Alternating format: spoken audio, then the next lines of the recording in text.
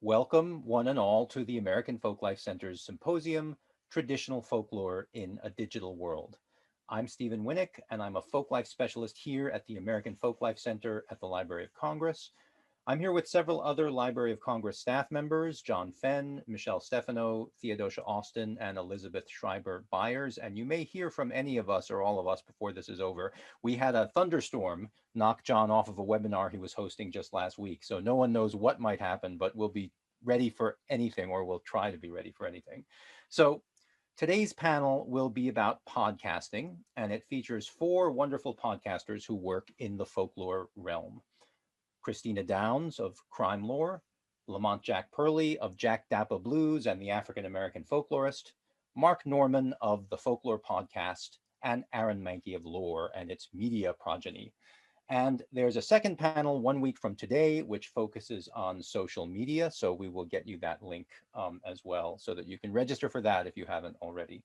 I should mention that the chat function is disabled, but Q&A is active, and we'll talk a little bit more about that in just a minute. So to tell you a little bit about us at the American Folklife Center, the American Folklife Center was created by the US Congress in 1976 and placed here at the Library of Congress to preserve and present American folklife. So we preserve folklife through our archive of folk culture, which has millions of items of cultural documentation, including field recordings of traditional songs and music going back to 1890. These include songs of Native and Indigenous Americans, old ballads that came over from Britain, African-American work songs, spirituals, and blues.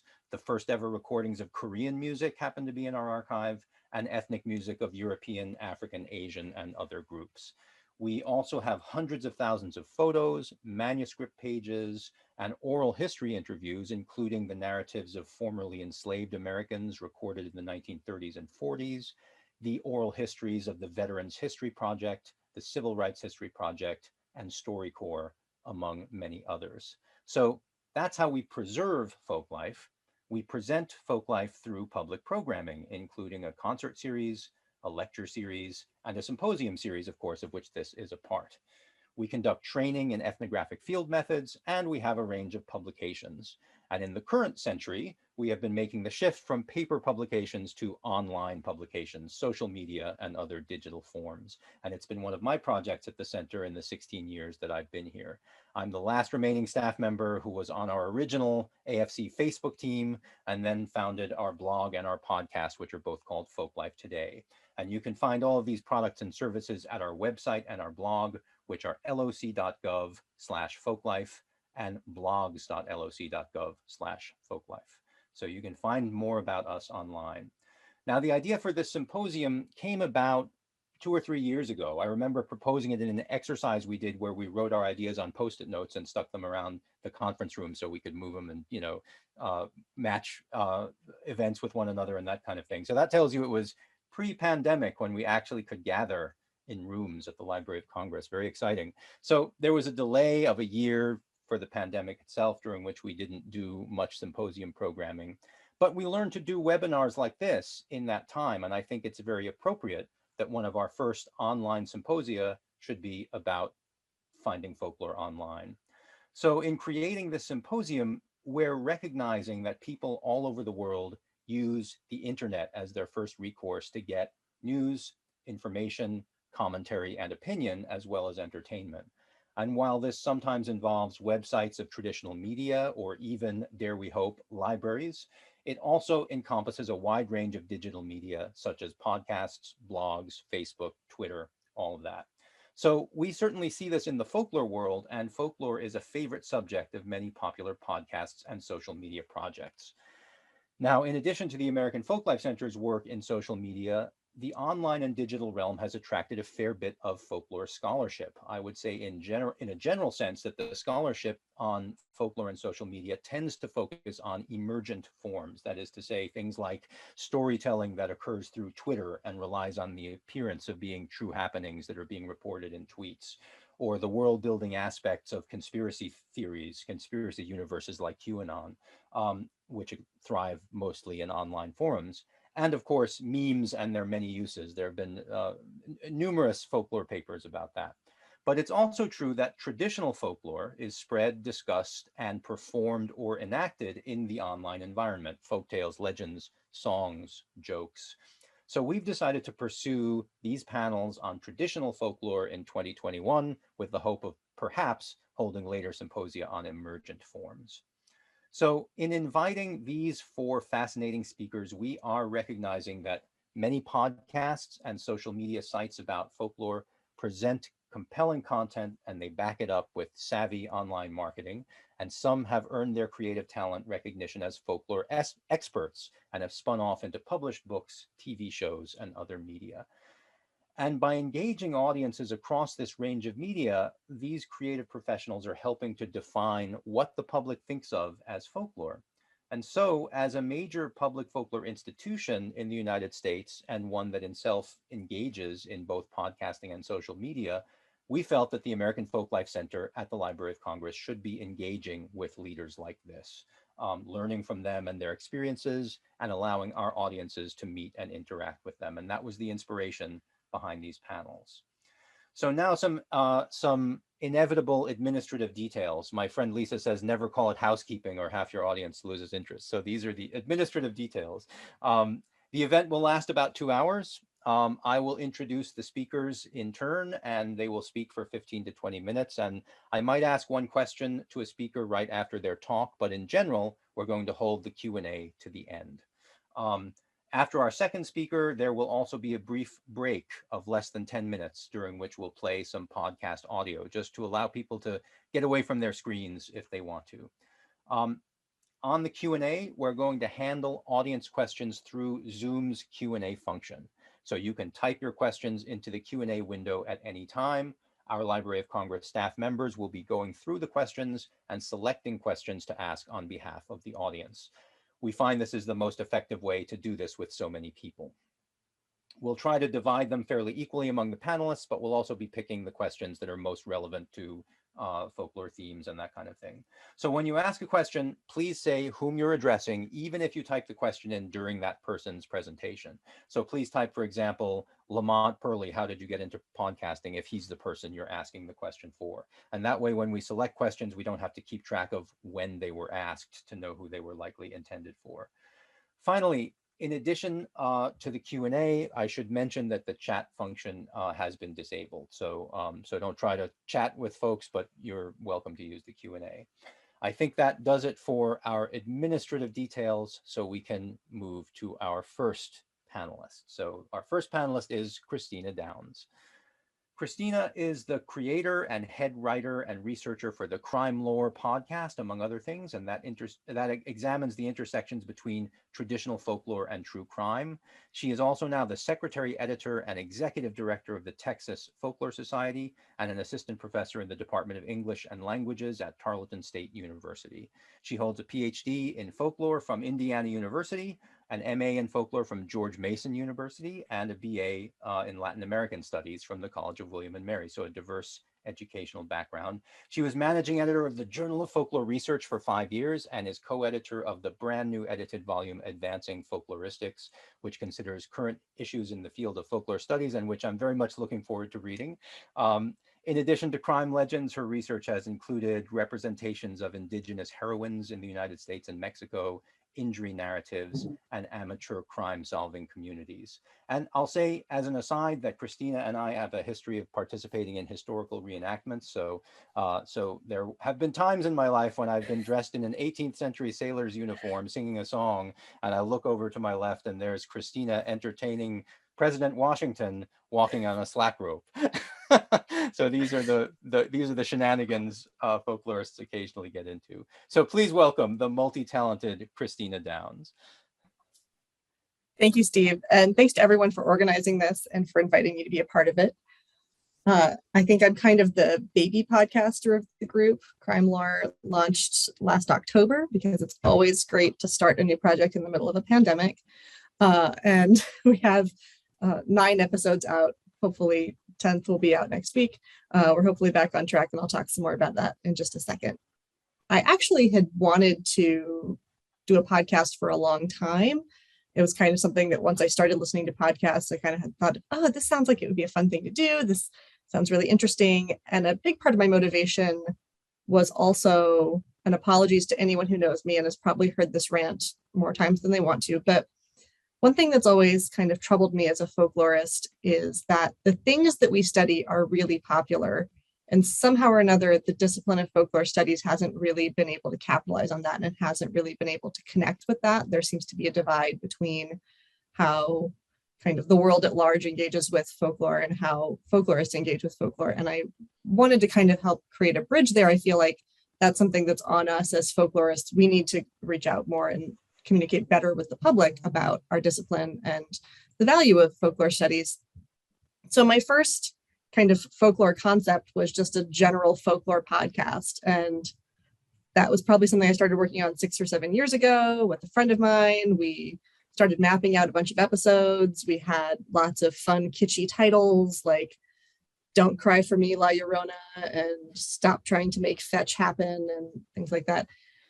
And it just never actually got to the recording stage. There were a variety of reasons having to do with, just being busy, trying to figure out the technology. And then gradually I started kind of questioning whether that was really the most valuable way to do that. There were already some great folklore podcasts out there, and I wasn't sure that this kind of, I felt like the way I was envisioning that podcast was kind of a podcast version of a Folklore 101 class, and I just wasn't sure that that was really what people wanted.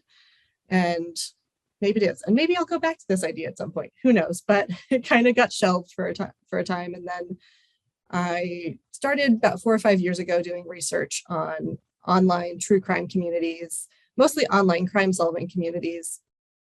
I got really fascinated by the intersections of folklore and true crime and what I felt like folklorists could contribute to those conversations. And there are some folklorists who have. Pat Turner's got a great article on the Atlanta child killings. Janet Langlaw did some great work on Belle Gunness. But overall, there hasn't been that much engagement there, between those two kind of worlds. The other thing that happened when I started doing research on crime was that, as I kind of alluded to, no one understands what folklorists do outside of folklore. And all of a sudden, a lot of people in my life that weren't folklorists started thinking that what I was doing in my research was actually investigating crimes and trying to solve them. So I started getting lots of questions about, well, who do you think really kidnapped the Lindbergh baby? And do you think this person is really guilty? And I kept having to go, I'm actually, that's not what I do. I'm kind of more in that, like, what do the stories we tell about these things tell us about ourselves and this and that? And the other thing everyone kept telling me is, oh, if you're into true crime, you should start a podcast, because clearly the world is desperate for more true crime podcasts. There just aren't enough of them out there. And that's sarcasm. Hopefully everyone picked up on that. And that was kind of my attitude is, yeah, there's just so many. And I felt like the market was really saturated. And while I was still very interested in the idea of podcasting, I didn't want to do it if I didn't feel like there was something specific that I could do that would put a little bit of a new spin on it that maybe wouldn't be exactly what everybody was already doing. And so I spent a lot of time mulling this over. I also, at that point in my life, was there was a functional interest in that I wanted to get better at audio recording and editing. And this seemed like a good way to learn that, was to have a project to work on. I came up with the idea of the title, or I didn't come up with the idea. Actually, the title Crime Lore was suggested by Jesse Fifecoat, who eventually became my co-host. And we thought it was a great original title. And then later on found out that it's actually the title of a chapter in Richard Dorson's Land of the Mill Rats, which came out in 1981. And it's not original in any way, but it's still a good title, we think. And initially it was going to be kind of more of a long form, kind of deep dive. It was going to be divided into seasons, and each season was going to look at a particular case or group of cases and kind of really try to take an ethnographic lens to some cases that hadn't been looked at with the kind of cultural, contextual, sociological awareness. And there's a variety of reasons that I didn't really go through with that. But I still kind of thought that there was value in this, kind of folkloric lens on true crime. And was still kind of mulling over ideas, taking notes, brainstorming, lots and lots of stuff. And one day I was talking with a coworker who made this offhanded comment. She was talking about a true crime book she was reading that I had recommended to her. And she said, the thing is that you telling me about this case was way more interesting than actually reading this book about the case. which I took as quite a compliment because that was a book that I obviously thought highly of, which is why I had recommended it. But it also kind of sparked in my mind the fact that I do have a background as a storyteller, and maybe that was something that I could bring to this podcast format, is incorporating storytelling. And that was kind of the genesis for what eventually became the format of our podcast. If you haven't listened to it, generally we start with the telling of a legend, and then we go through and kind of dissect it, look at the history of the legend, analyze the legend, what kind of lessons, what kind of cultural ideas are communicated through that legend, and then we look at how that actually connects to crimes, whether those are crimes that may have inspired the legends, whether those are crimes that may have been inspired by the legend. We talk a lot about the idea of ostension, which in this case is when someone hears a story and then uses that as an inspiration to actually do something. And we look sometimes at the differences between what legends say about crime versus what reality, what we know statistically, what we know historically about crime. And sometimes those differences can be really revealing and tell us a lot about culture. For example, the fact that most legends, the murderer is the kind of shadowy figure hiding in the bushes or the back seat. And in reality, you're much more likely to be killed by someone that you know. So why is it that we want to tell stories about that rather than stories about the much more terrifying reality that we all live in? What does it mean that all of the legends about sex trafficking focus on, you know, kind of innocent, pure, white, middle or upper class girls, when the reality is that almost all sex trafficking, not all, the vast majority of sex trafficking victims are women of color? You know, what does this tell us about our culture and our values? And we kind of try to dissect with that. We do look some at other forms of folklore, and we want to do more of that. We have done one episode on kind of dark humor, mostly jokes about serial killers. That's been a really interesting learning experience, and I still haven't quite figured out what to make of that, the response to that episode. That's the only episode that people have told me that they didn't like, and they've been very polite about it, but it's always been, yeah, I didn't like that episode as well. Yeah, that wasn't my favorite. I also got quite a few private messages and texts from people going, I'm laughing hysterically at this episode and I'm really uncomfortable with that. However, that episode is also our most downloaded episode.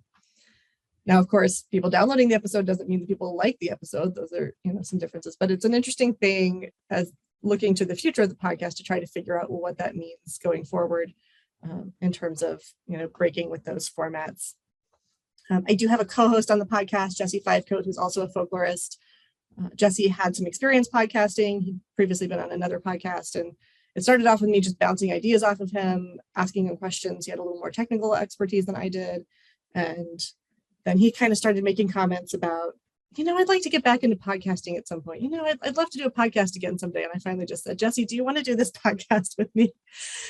And through discussions, we knew that he was very limited with time. That's why he had stopped his previous podcast. And so the agreement is that Jesse doesn't have to do any research. He doesn't have to do any planning. He just shows up and is the person for me to kind of talk and banter a little bit with.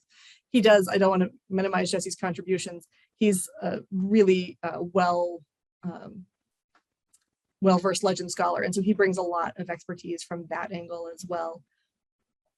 Jesse also, part of the agreement is that he allowed me to retain total creative control over the podcast, which works out really well for me. I get to make all of the decisions. I get to do all of the planning. So it's really been a very beneficial arrangement. So we launched in October of October 8th, 2020. We wanted to have 5 episodes logged before we, kind of in the can before we launched.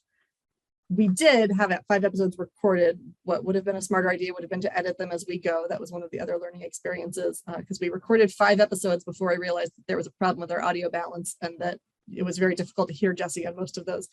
So I spent a lot of time learning how to try to balance out the audio. And that was, again, I've learned a lot about audio editing. We wanted to launch in October because, as probably a lot of you are aware, Halloween is kind of folklorist Christmas. When we're in the Halloween season, that's the one time of the year when people are really paying attention to folklorists, and when you tend to get a lot of, you know, media contacts and media awareness about folklorists. And so it seemed like that would be a good thing to capitalize on. And it was going great. launching a podcast in the middle of a pandemic actually wasn't a terrible idea because we both had some extra free time. Everybody was at home. It worked out really well until I got COVID, and that derailed us a little bit. I'm very grateful I didn't have the most severe case, but I did have kind of long COVID. And so it was a long time before I had energy to do more than just the basic day-to-day things I had to get done. Of course, we were both working other jobs and had to maintain all of those things. And so we've had a few unplanned hiatuses in 2021. Doing that, I also had several family members who had struggles with COVID. And then I got a new job and I moved across the country. And so we've had some delays. If any of you guys have been listening and noticed that we have gaps, we're hopefully back for good, or at least back for now. We are kind of evaluating what we want to do with the podcast moving forward. We're both committed. We both want it to keep going, but we are aware that both of us have some new time constraints that we didn't have when we started. And so we're looking at maybe going into a season format where we'd have, a group of episodes launching over a period of time and then take some breaks.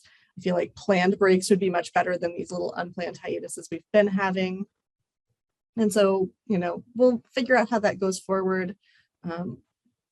Again, our plan was always to start small. We weren't ever trying to be huge at the beginning, mostly because we knew we were still learning what we were doing. We didn't want a whole bunch of people listening to a couple of crabby first episodes before we, kind of got our legs under us.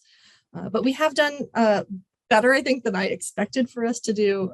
We are approaching 4,000 downloads for those 9 episodes, and our most recent episodes are about 700 downloads.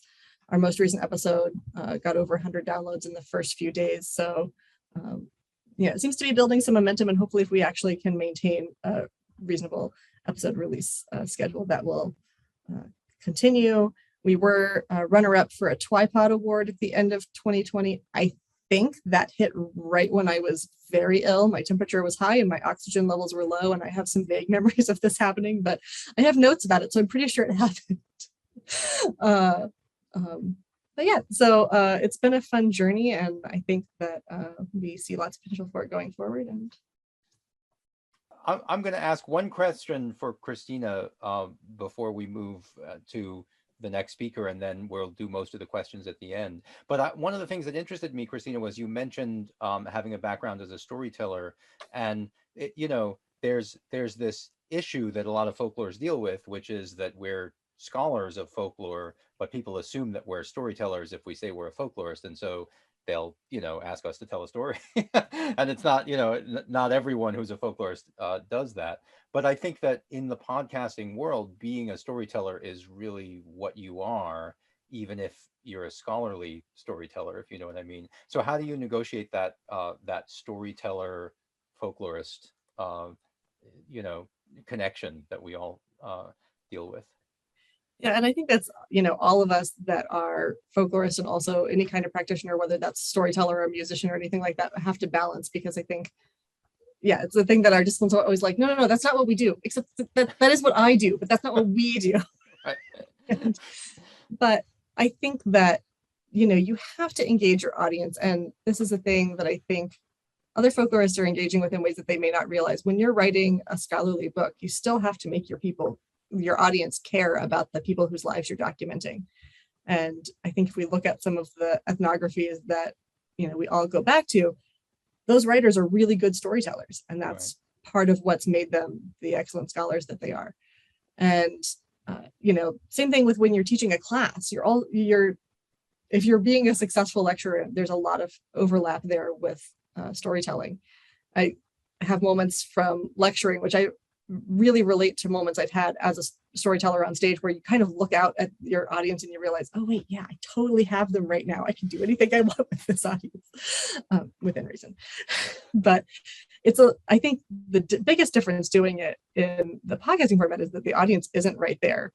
And that's a thing that's hard, is that I can't look at them and go, okay, are they with me right now? Or do I need to build up the suspense here a little bit more? Or do I need to, whatever those things that you would normally balance as a stage performer, you can't balance the same way as a podcaster, because you don't get the response until later. And that's a little bit frustrating. I think in terms of balancing all of that with my folklorist identity, it's sort of just a thing I decided a while back to let go of to a certain extent. There's always that someone who just started a new job, there's that moment of when do I let them know that I'm also a circus performer? So I don't put that on my CV. Though I have with some positions, I did not with the one that I have now, but everyone's been very excited about that once they found it out after they hired me, but I didn't lead with that. I didn't lead with podcasting either. And again, that's a thing that depended on a little bit on the position, but it came out during my interview that I had an experience with podcasting, and that was something that they were very excited about. So it's one of those things you kind of have to balance and figure out, where you're going to reveal it, where you're going to conceal it, and where you're going to just kind of embrace it and say, yes, I am all of these things, and not all folklorists are, and that's fine. Well, you are definitely a wonderfully multi-talented person, and we were very glad to have you. So we're going to hope that there's some good questions for you at the end as well. So let's all thank Christina Downes. We're going to do the online applause, though. And we're going to move on now to our next speaker, and that is Lamont Jack Pearley. So Lamont is the host of the radio shows and podcasts Jack Dappa Blues and the African American Folklorist. He's an applied folklorist, a blues musician, an ethnographer, a filmmaker, and a historian of African American traditional music. His work documenting African American vernacular narratives, musics, and cultures has resulted in an extensive collection of field interviews with historians, documentarians, blues and folk musicians, and the children of Black music legends. And so this body of work actually earned him an induction into the New York Blues Hall of Fame as Great Blues Historian and TV radio producer for 2017 and Great Blues Artist in 2018. Lamont co-directs the nonprofit Jack Dappa Blues Heritage Preservation Foundation, which he's going to tell us about, through which he explores, highlights, and raises cultural and ethnic awareness of African American traditional music and the Black experience. And one project of the foundation is the African American Folklorist, which he's even wearing the T-shirt, and we're going to be excited to hear about that as well. He's now enrolled at Western Kentucky University, where he's an African American Studies ambassador with the African American Studies Department. So please, let's all welcome Lamont Jack Pearley. Wow, that is a mouthful. I'm humbled and apparently need sleep. First, I want to say I'm honored to be here, particularly among all of you great scholars and podcasters, some who I follow on Twitter and Instagram, and I'm happy to see your faces, and those of you who I've met at the American Folklore Society annual meeting and was able to engage with on Facebook. I'm happy to see all of you. So I have some notes here because I am a storyteller, which is pretty much passed down so I could talk for hours. So I have some notes so I could stay really precise and go quick into this. I will start with Black folk narrative, digital folklore. I did not start out a folklorist, nor an ethnographer, nor an applied folklorist.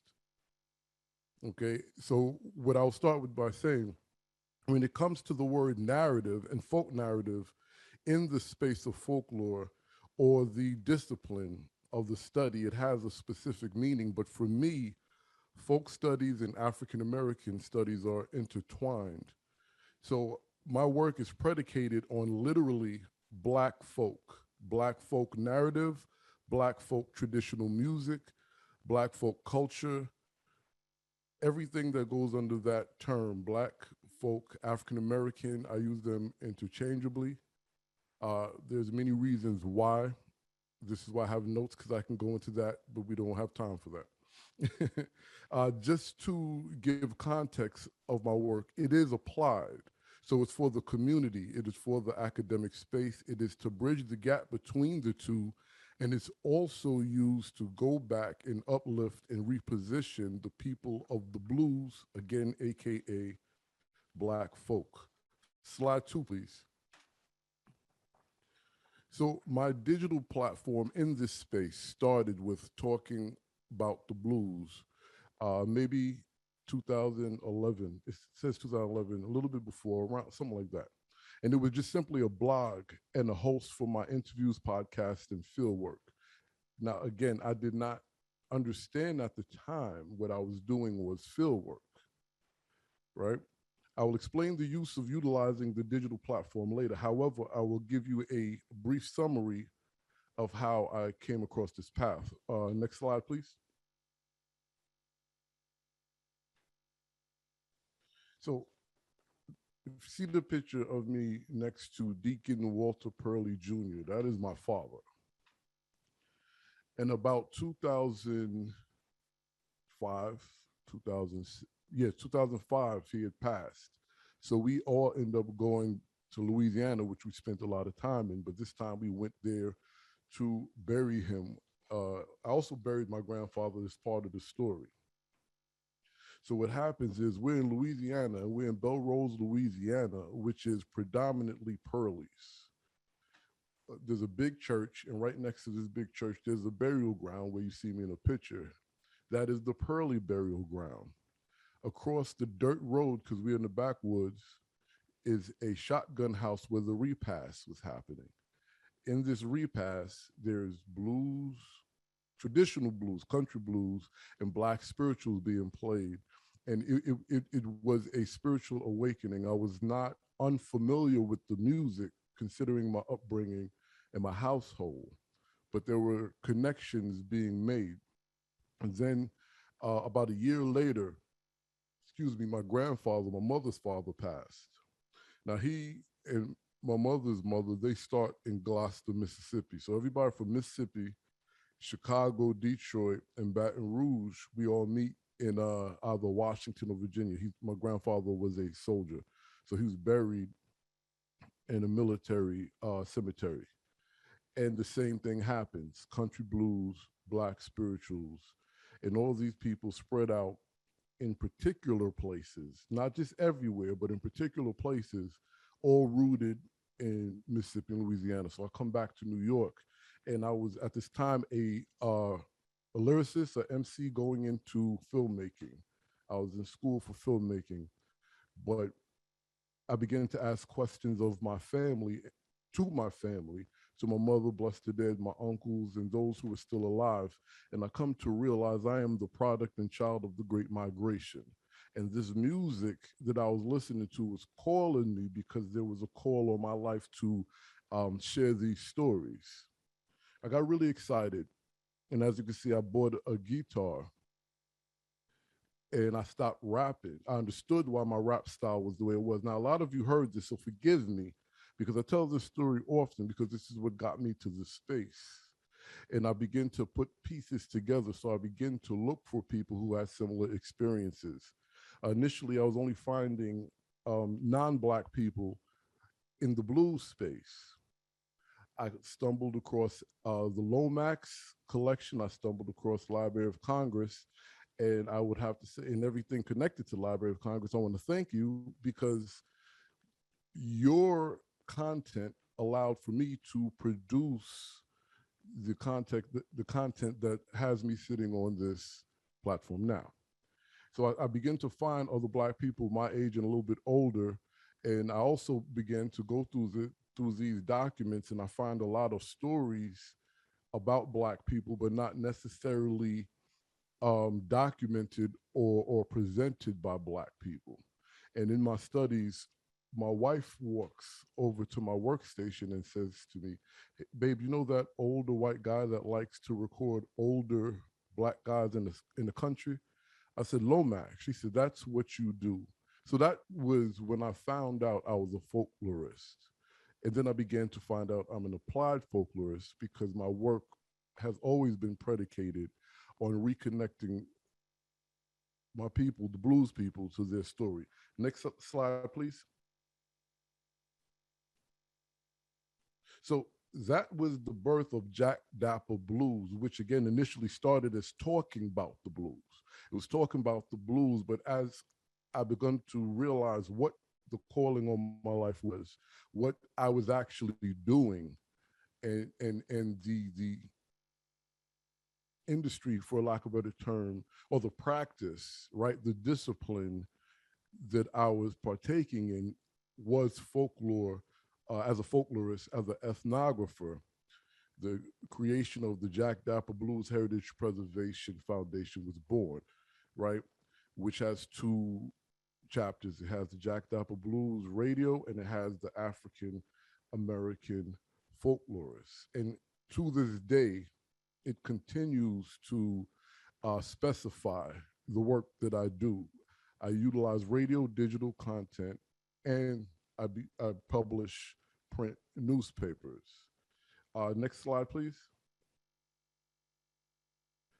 Our platform popularized through Jack Dapper Blues Radio, which broadcasted initially from Fairleigh Dickinson University, New Jersey on WFDU HD2 and 88.9. Now, mind you, this was the culmination of a multitude of interviews and podcasts and independent radio programs that I've published online on my own, right? And I'll get into that later, why I chose to do it that way.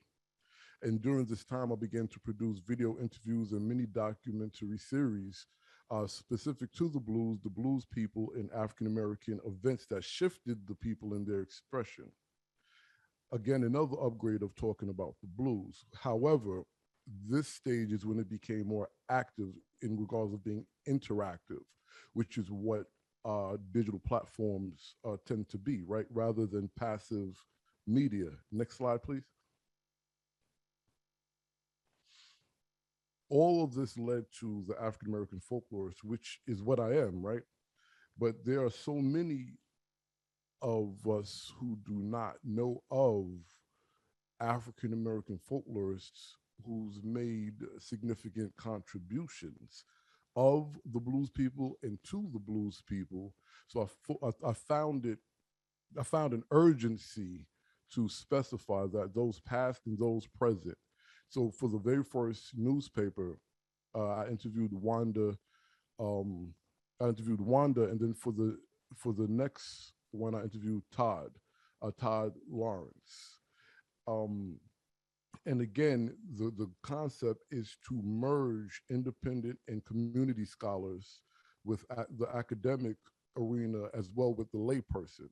And then it's also to give the folk the opportunity to track, research, write, and document their own story as it pertains to the blues story, the blues people, and give them a platform, a place where that this work can live. I also developed a youth section for ages 10 to 17 in hopes to introduce and recruit young Black folk into the field, the discipline, and the study. Next slide, please.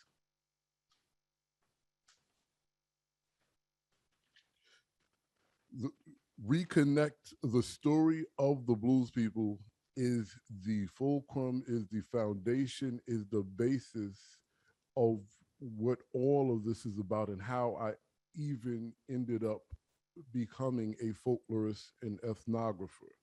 Because the purpose of my platforms was to, one, reconnect my people with their story, right? There is this misnomer that those identified or classified as African American, Afro American, Black have no history. That is the most incorrect statement I've ever heard. So I was on a mission to prove and show the blues people and non-blues people that we do have a history, we do have traditions, cultures, vernaculars, based on whether it was survival, whether it was evolution of regions, whatever the case was, and that a big part of the American or world economy is predicated off of these things. That's one. Two, to put our story, which in many cases is documented by others in the proper context. And three, to encourage all to take back, own, and share the narrative of their people. That is a picture of my family after we buried my mother. And we're looking at about 3 to 4 generations. Next slide, please. So I chose multimedia and broadcast media to present this work, again, by default, because that is my industry. That has been my industry since 2004. And being on the inside, I understood this was a way to get the word out. I knew how to create a concept, produce, and publish it. Plus, I owned the tools to make this happen. People think we get big budgets, people think we have money. That is not the case. We do not. And we sometimes we do get a grant here and there, a scholarship here and there, but for the most part, I utilize the tools God has given to me. Next slide, please. This is where you can find all of the work on YouTube, Facebook, the two websites, Instagram and Twitter. There's another one, Pinterest, all of these things. Next slide, please. The African American Folklorists newspaper and podcast has evolved to now here in Bowling Green, Kentucky. We air every weekend, or the weekend edition. Those are the stations, and it's also online, and it's also on NPR One. We also have just launched a separate YouTube channel. The content is not there, but I implore all of you to go subscribe because content is coming near immediately. Next slide, please. These are our handles for YouTube, Jack Dapper Blues Radio and TV, the African American Folklorists. These are our Facebook pages, our Twitter, our Instagram, and the bottom is where you can listen to all of these podcasts that don't go on the air. And that is my presentation, good people.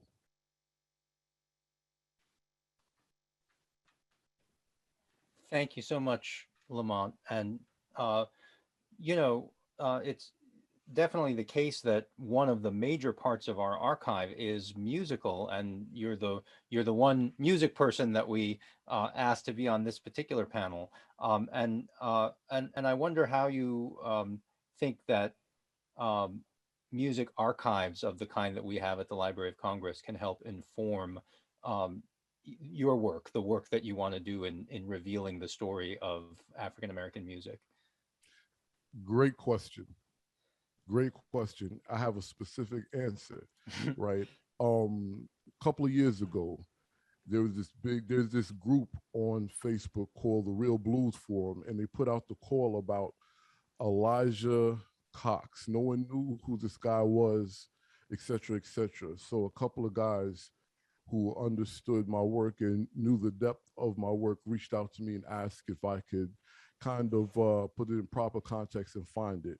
So I reached out to a couple of my contacts at the Library of Congress, asked a few questions, and lo and behold, you had the recordings because he was recorded in 1935 by, I believe, John Lomax for the Library of Congress. So I took these songs, I researched his story to make sure I got it right. I researched the different aspects of his story, and I put together a piece utilizing those songs and giving it context in his story, in the collective story, and also, more importantly, not just taking credit, but giving credit to the Library of Congress and all chapters of the organizations connected with it for finding this stuff there and having it for us to use. Well, thank you so much for doing that. And, we are always thrilled when our stuff gets out there and gets used by people and gets recognized as part of the American story, which it really is. And so we're grateful to you for that and for your wonderful presentation. So everyone, let us thank Lamont Jack Purley. Thank you. And don't forget to subscribe. Yeah, and please subscribe to his channels. Now, as I mentioned, we are going to take a brief break just to let people get away from the screen a little bit if they want to, but you can move around your homes and still listen. And so we're going to put audio on. There will be something up on the screen, of course. And this is something that actually Lamont may be interested in, but all of you, I think, we hope will be interested in. This is a brief segment from our podcast, Folklife Today. And you'll see a couple of women on the screen. These are singers, and they sang spirituals for Alan Lomax in 1934. So you'll hear a little bit about how that came about if you stay and listen. If you do take a break and come back in about 5 minutes, so just toward the end of this clip, you will hear them singing, and they were born in slavery, and they sang Free at Last for Alan Lomax in 1934. You will hear that at the end of this clip. So here we go. This is a little clip from the Folklife Today podcast.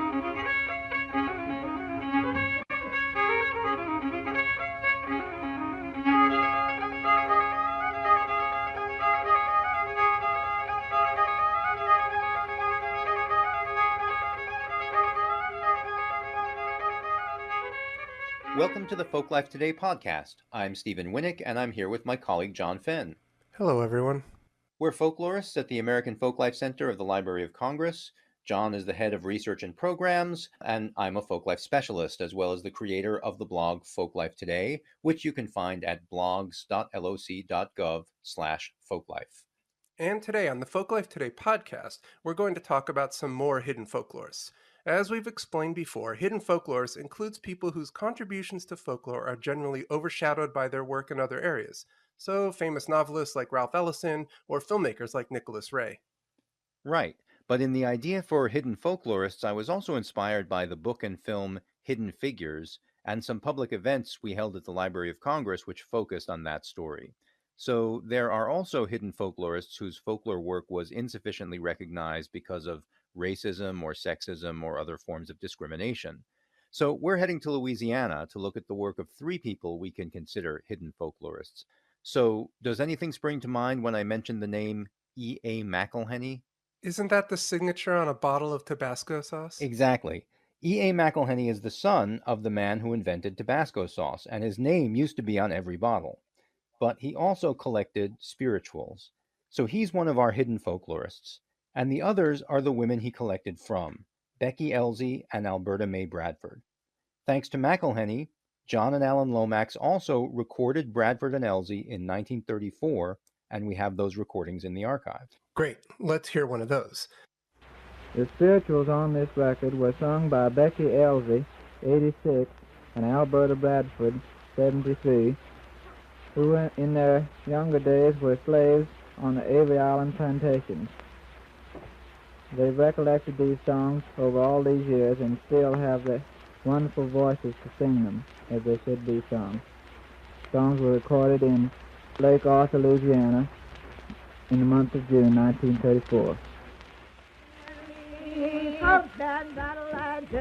Oh, Adam in the garden, in and the oh, where is that? Oh, where is that? Oh, where is that? Adam in the garden, in and the oh, where is that? Oh, where is that? Oh, where is that?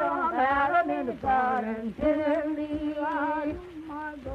a man of war. Oh, Adam in the garden, tin and me, as he fought that battle at Jericho war. Oh, Adam in the garden, tin and me, I know my God is a man of war. Adam in the garden, tin and me, oh, where is Adam? Oh, where is Adam? Oh, where is Adam? Adam in the garden, tin and me, oh, where is that?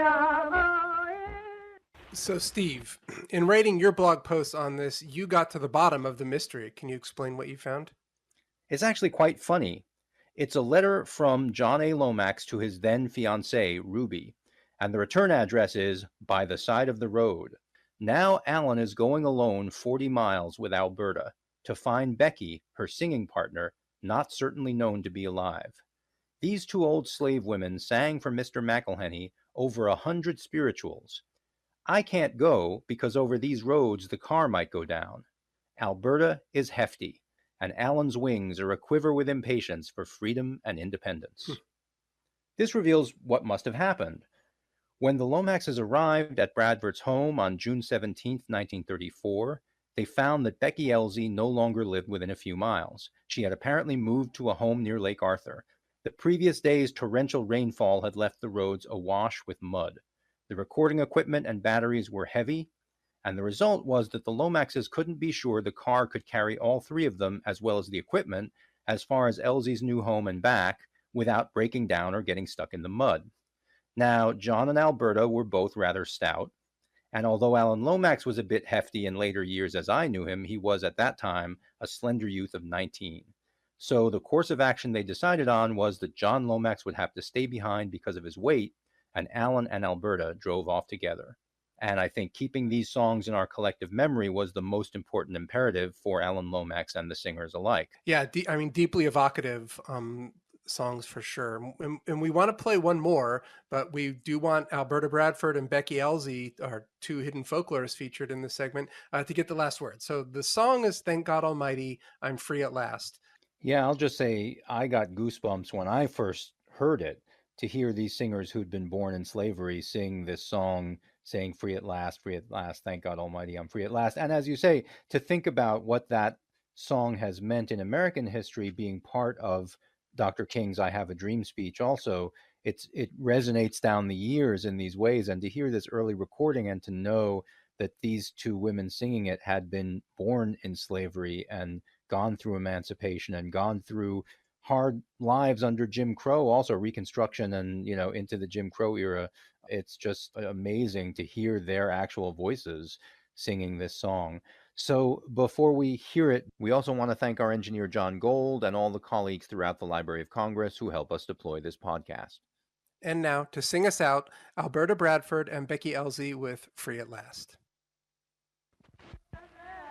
Free at last, free at last, thank God, my God, free at last. Oh, sweet and salty, have me fast, thank God, my God, free at last. I broke the chain, God, free at last, thank God, my God, free at last, free at last, free at last, thank God, my God, free at last. Oh, free at last, thank God, my God, free at last. Oh, sweet and lady, I am glad, thank God, my God, free at last. Trust the Lord, I'm gonna keep him there, thank God, my God, free at last. Oh, free at last, oh, free at last, thank God, my God, free at last. Oh, free at last, thank God, my. All right. Well, thank you for being here with us at Traditional Folklore in a Digital World. Coming back on screen now. So that was a brief segment from our Folklife Today podcast. And one thing I'll mention that I learned, or figured out, I should say, after having produced that segment even, is there's a whole other angle to this, which is, I don't know if you noticed the dates there, but the story was that that John and Alan Lomax arrived to record these women and found that one of them had moved away, and Alan had to drive off with one partner in order to meet the other partner so they could sing together. And what I didn't notice the first few times I went through this, our card catalog just says that it was in June 1934. And that's what Alan Lomax says on the disc also. He just says in the month of June 1934. But the letter that we found from John Lomax to Ruby actually has a date on it. And that date is June 17th. And he says that Alan has gone to make this recording and he'll be back in 3 or 4 days.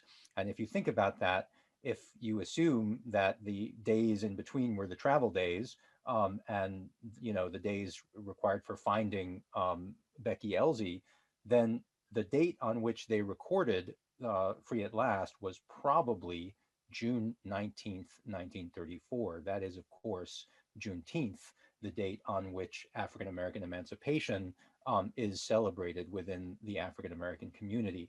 The Lomaxes were from Texas. These two women were from Louisiana. It's highly likely that at least one side of this equation was aware of the significance of the date. And so that's just another little piece of that podcast. So thank you again for listening, and we're going to move on to our next speaker.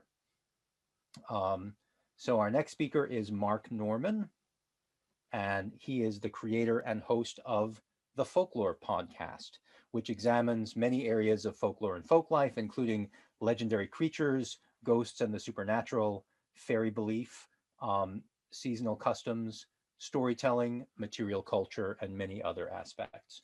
Each month, Mark interviews guests from the folklore world on one of these topics, as well as looking at folklore books on the Folklore Podcast Book Club. Mark is a folklore researcher and author. He's based in the UK. He's a committee member of the Folklore Society, which is the longest standing learned society for the study of folklore.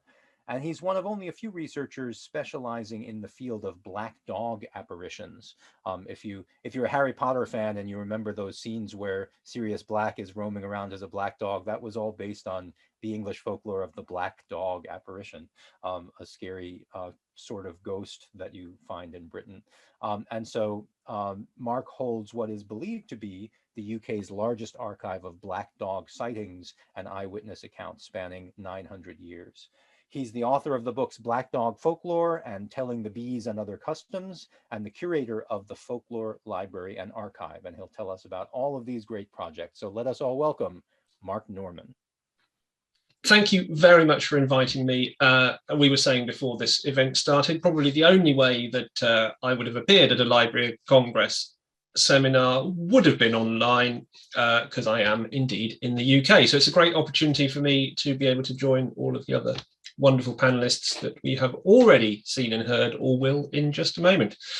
As Steve says, I want to talk a little bit today about the way that my own project, the Folklore Podcast, has grown since its inception, how we aim to interact with folklore in the digital world, which is the subject matter that we're looking at in this seminar, and some of the important work that's grown out of all this. I will run over some of the bits that I put in my introduction as we go through, and just elaborate them on a little bit more. So I am, as Steve says, a folklore author and researcher. I am a council member of the Folklore Society, the long-established learned society in the UK, founded in 1878 to study vernacular culture, arts, crafts, traditions, customs, and beliefs. So those are the things which we call folklore more readily today.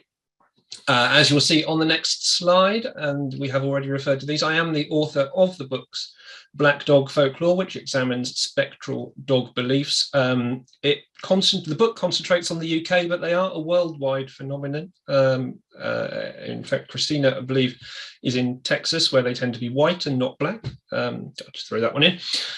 Telling the Bees and Other Customs, which covers the folklore of rural craft, and the about to be released in about 2 weeks' time, Dark Folklore, which is an examination co-written with my wife Tracy, who's a historian, some of the darker sides of traditional folklore.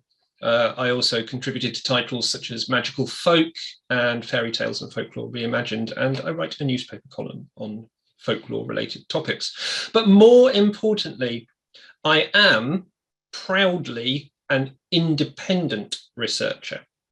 So in other words, I'm not affiliated with any one red brick university. And that means that I'm not tied down by the research needs of any of those establishments. I'm one of only a couple of independent folklorists on the Folklore Society committee. And I see this personally as an important role in reminding academic institutions of the lay interest in folklore and its exponential growth over the last few years, which has led to the kinds of online delivery media, such as podcasting and next week's seminar on social media, which we're discussing here. Organisations such as the Folklore Society need to be incredibly mindful of this if they want to stay relevant and to increase their membership. So how has this massive growth in the interests in folklore and its associated topics come about? Well, put simply, it's come about by the way in which important players in the digital world, like some of those that you're listening to today and in next week's panel, engage with the topic. So my aim, for example, in my writing style, and hence in the way that I deliver talks or other public events, is to have that rigor of accuracy that you find in academic work, but to make sure that it's always accessible. It's always of broad appeal to as many people as possible. So look at the next slide. Folklore's old, right? It's Morris dancing, Victorian fairies and witch trials. It's the superstitious past, and it's long gone. No, it isn't. Well, yes, it is in one sense, but it's also a modern construct. Look at the next slide. We find it in memes like Bernie's Mittens. It's a created monster like Slender Man, which was the subject of our very first episode. It's as relevant in the digital world as it is in our distant past. It's continuity of belief. It's how we interact with the world. It's how we ascribe meaning to it. Everything around us is inherently without meaning until we make it meaningful. And that is a cultural process. Folklore is right at home here in the digital world. So let me tell you a bit about my own projects and how they deal with this.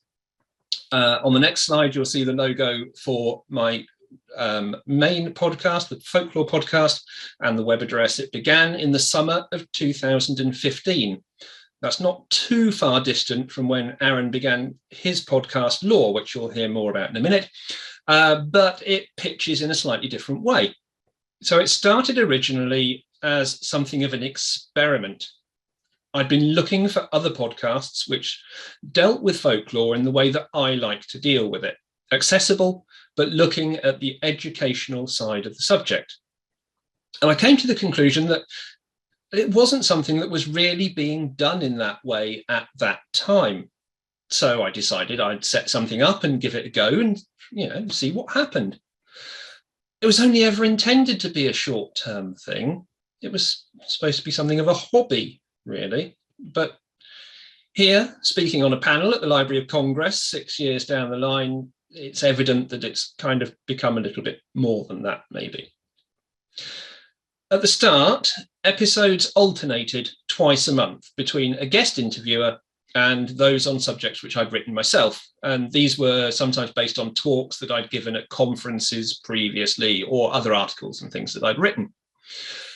Guests were drawn from the field of folklore study, using my own network of contacts via the Folklore Society and other areas in which I'd worked. But the ethos was, and it has remained the same all the way through. And the ethos of my work is to bring access to the world's experts in folklore subjects to everybody free of charge. Episodes are free to listen to. We don't accept advertising and we don't take sponsorship. So the aim is to create an environment where everyone can engage with the topic, but in an accessible way and hopefully be entertained while they're learning something. Often, the people with the knowledge that everybody wants to access are inaccessible. They're spread all over the world. Even if they're close to you, well, the cost of attending academic conferences is prohibitive to many people. And these are the kinds of barriers to knowledge that we aim to break down. So working in a digital environment uses a platform which is free to access. It means that we can host speakers from all over the world. Even in our short season 1, which was only 6 months, we fitted in expert speakers from universities and other institutions in the UK, in America and Australia. And since then, we've added South Africa, Canada, Brazil, and many others to that list. By the Christmas of 2015, the end of this 6 months of season 1, it was clear that this was going to be something more than the hobby that I'd intended it to be. The podcast audience figures had risen very quickly. At that time, it placed it within the top 5% of podcasts in its genre globally. That's since risen to be lodged in the top 1% in its genre. With that growth in audience has come a kind of a growth in the way that the projects have developed. The main podcast is almost always a guest interview now, and that's simply because I don't have the ability to write many episodes alongside my other writing commitments, and at the end of the day, work, because I still have to work. as I say, it's not funded by sponsorship or other income. It relies solely on donations and on Patreon support. Now, we've got a very good Patreon following who enjoy exclusive content, things like that. Without them, it just wouldn't be a viable project to run in the first place. But at the same time, it's not at a stage where I could rely on that support day to day to work full time on that and not work on the other things that I do to feed my family and pay bills and things. But without that support, we certainly wouldn't be here at all. Now, as the podcast progressed through the next 2 seasons, the mix of guests developed to include those working with folklore in other ways. Musicians or singers like Lamont, storytellers, a number of authors. And that latter subset of authors was one which caused the first diversion in the pattern of shows that I produce. It became clear quite quickly that interviews with authors were very popular. Now, I'd got some good contacts because I'd been a judge for the Catherine Briggs Book Awards in the UK for 3 years. But I wanted to branch out and include fiction and children's authors as well as just non-fiction books. So anyone who used folklore in some way in what they did. So I decided I'd split those off into a separate strand, which you can see resembling on the next slide here, the Folklore Podcast Book Club. Now, at the beginning, I took the decision to place the book club on YouTube in the first instance as a visual show and follow it up with an audio-only release a couple of weeks later on. After a few episodes, I switched that to a simultaneous release. Now, while some people like to watch, audience feedback suggested that most people listen while they're traveling or while they're doing other things. So actually, YouTube is of far more limited appeal for podcasting, in my opinion, from my feedback, than audio delivery. So the book club now comes out on the main podcast feed and on YouTube at the same time, and people can choose where they want to engage with it. In essence, the book club format is the same as the format for the main podcast, but it's the home for episodes which feature writers, and it often focuses on a new title that's about to come out. The Folklore Podcast website has a section for book reviews that predated the book club. And so it was a natural tie to be able to feature many of the writers on episodes of the podcast from this. Since then, it's become established and it's become popular. And I've been lucky in being able to forge a great working relationship with a number of publishers and publicists, and they'll often contact me about books or send titles for review and possible inclusion without me having to chase them down. They probably contact me as often as I contact them now, in fact, which is a really great position to be in, because it validates the importance of the strand in the industry. It shows that the content is well thought of and that the industry wants to engage with this kind of delivery of subject matter. It was around this point in the development of the Folklore Podcast's projects that we found the world become a somewhat different place. Now, I'm not going to dwell on pandemic-related topics too much, but what was important for me at this time was the realization that I had an opportunity here to be able to make a difference to people. So many people were going to be stuck at home for unknown periods of time. Many of those people couldn't work, and in fact, they risked losing income. So I had a chance to be able to use my projects and the subject of folklore more generally to help in a small way, to keep people entertained, to provide an opportunity to learn, and more importantly, to not cost them anything to do it. The ethos of the podcast existed for exactly this kind of scenario. There was capacity within the funding from Patreon supporters to be able to increase the hosting package, which I was using at the time. That meant that I was able to put out more content in a month and therefore to line up extra shows. And so that was the next step in the development, the addition of bonus content, which used folklore online in a more sideways way.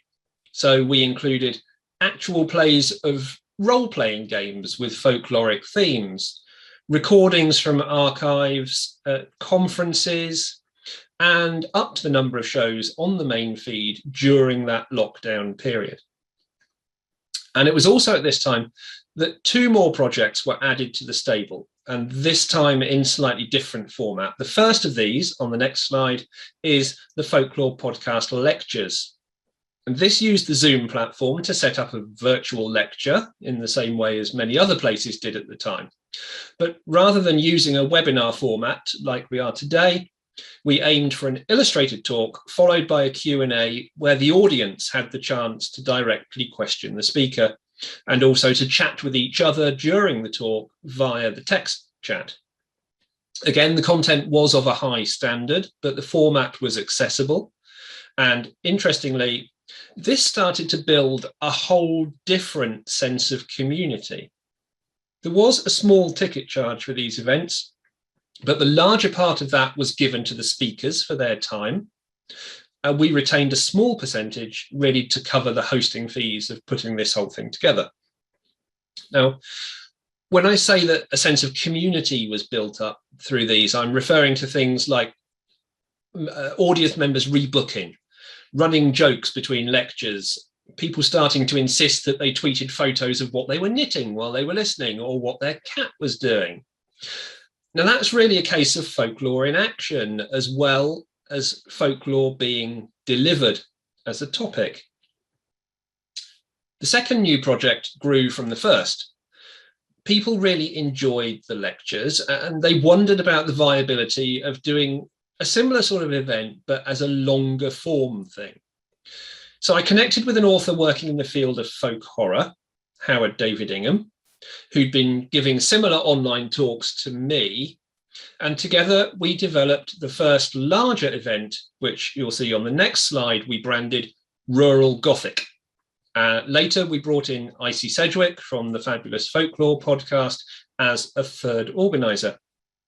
These have gone on to become either one-day events with 7 speakers or 2-day events with 10 speakers as a virtual conference. In fact, the next one is on Saturday the 28th, the end of this month. Again, we keep the ticket prices very low to make them accessible to as many people as possible, and we split the income between all of the participants. Rural Gothic has allowed us to examine some important themes in detail. So we had an event which was purely women in folk horror, which invited a female identifying set of speakers to present, and queer horror. So these projects interacting with folklore topics in a digital environment have become a way to educate and entertain, but importantly, to also provide work opportunities for people in a difficult time, albeit on a very small scale. I suspect that they will continue into the future as people understand the importance of blended delivery of what were previously purely physical events. One final project, which has been born out of all of this and is probably the most important one of all of them. In an episode of the Folklore podcast recently, the folklorist Lynn McNeil, who works a lot with digital folklore and whose TED Talk is a must-watch on YouTube for anybody who hasn't seen it, Lynn commented that the internet is a self-archiving repository for modern folklore, but that there's nobody to catalogue it. If any of you want to take a shot at cataloguing the internet, feel free. But this did get me thinking about the provision of folklore material generally. My own archives, my own library, which are not insubstantial, I suppose. How to best help to preserve folklore for future generations of researchers. And that led to the creation of the final project, which is shown on the next slide, the Folklore Library and Archive, which launched this year.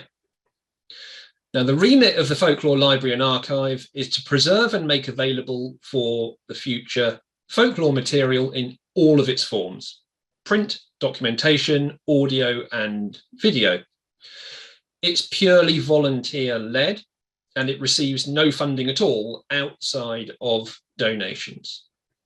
I act as the curator for this alongside some key volunteers currently in the UK and in Canada, a couple of which I've spotted in the attendee list, hello, and whose details you can find actually on the website, along with more about what we aim to do that I don't have the time to cover here.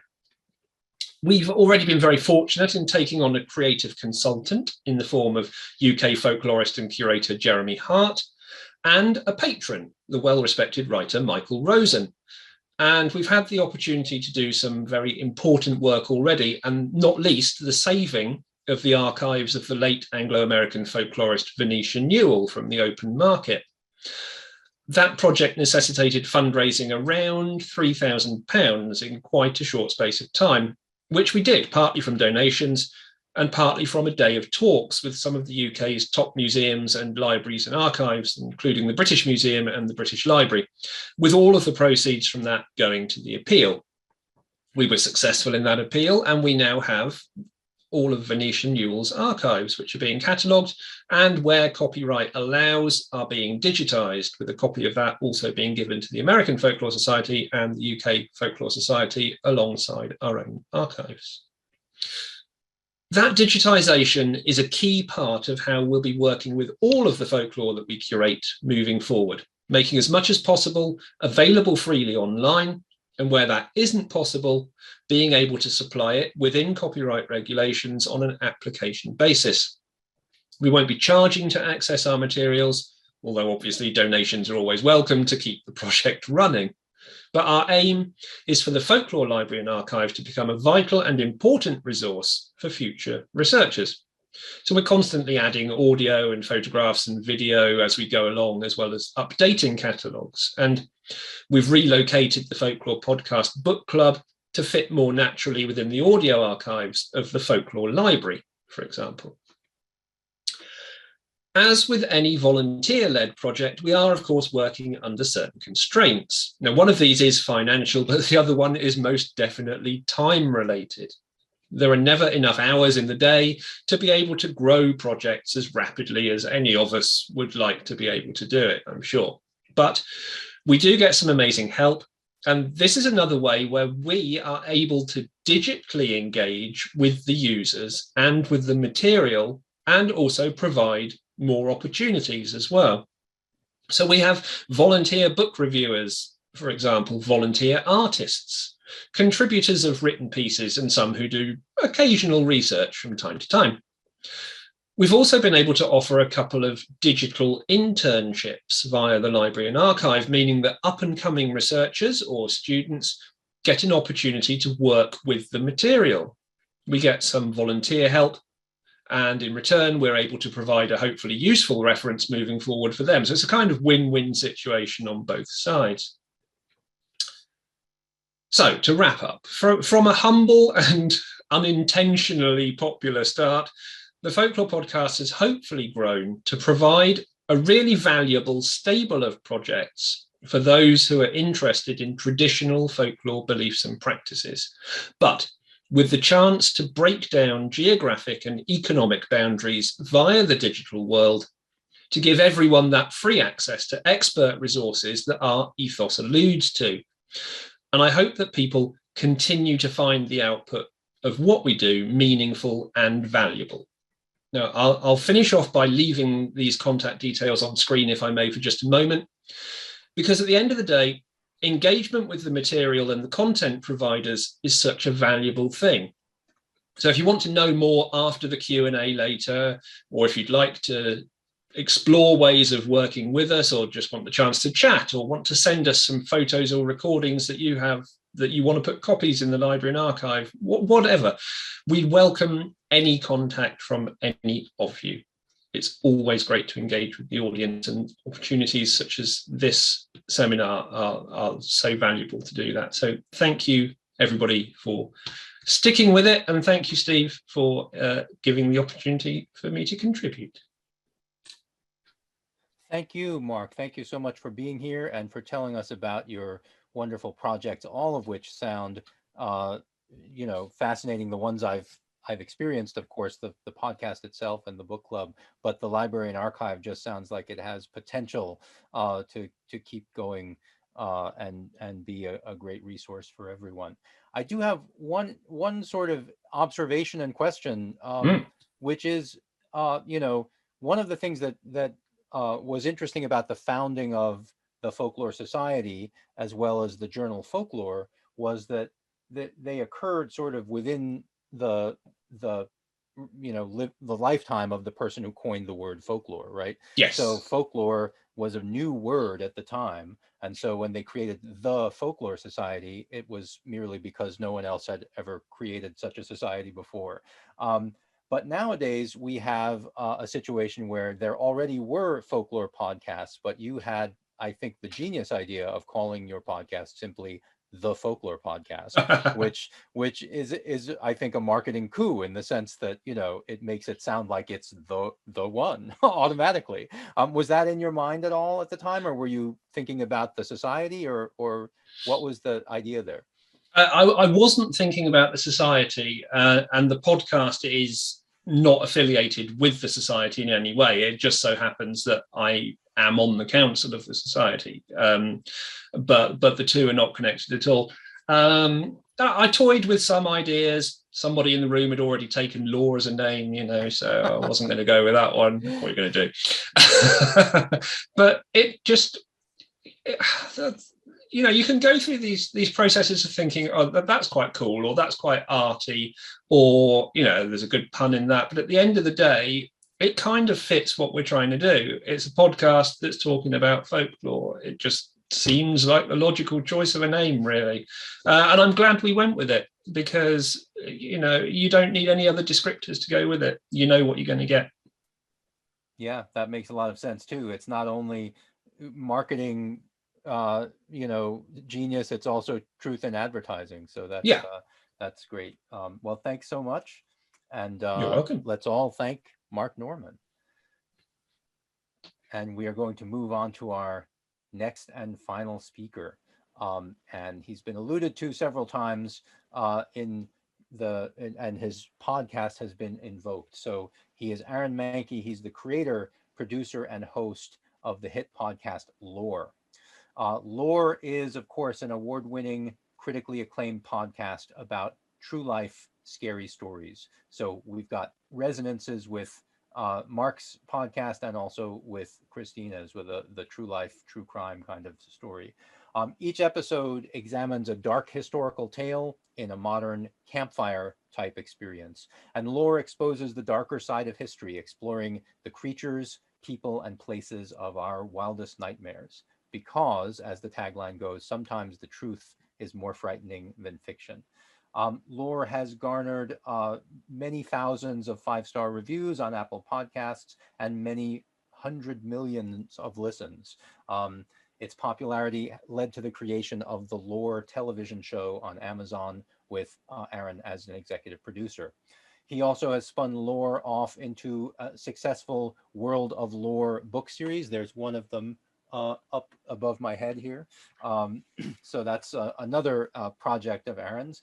And in addition to Lore, he founded Grim and Mild Entertainment, which produces other historical and folkloric podcasts, including Unobscured, American Shadows, and Aaron Manke's Cabinet of Curiosities. So I've been chilled by Lore on both audio and TV now, so I'm looking forward to hearing him. Let's welcome Aaron Manke. Thanks, Stephen. I appreciate that. It was a great introduction. I don't know if I have to say more about who I am and what I do, but I will say up front that a lot of the speakers today are professional folklorists, and I think I'm the odd man out in that category. I'm a storyteller with a deep love for folklore. And I've spent the last 6 years or so of my life doing my best to elevate and promote the topic of folklore to the general public. And so that's, a lot of, I guess, what differentiates me from other folks here on the panel. But what I do for work is I make podcasts. I have the benefit of being, fully supported by the work that I do. This is my full-time job, which means that I write a lot. I record a lot and still do quite a lot of audio production myself, although I have a team and network partners that handle a lot of those things for me as well. And all of this started back in, I'd say, very early 2015. I had been just a work at home guy, freelance designer, listening to audiobooks while I wrote, and while I did my design work, and I was writing my own fiction in my spare evenings. And I turned some leftovers from those book projects that were essentially little research explorations into local folklore.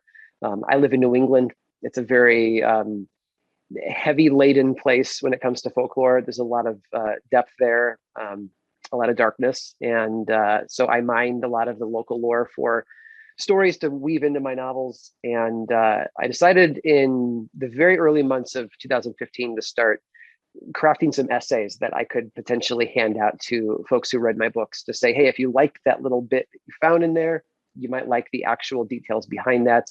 I wanted them to learn some history, learn some folklore, but in a way that was very approachable and more entertainment focused.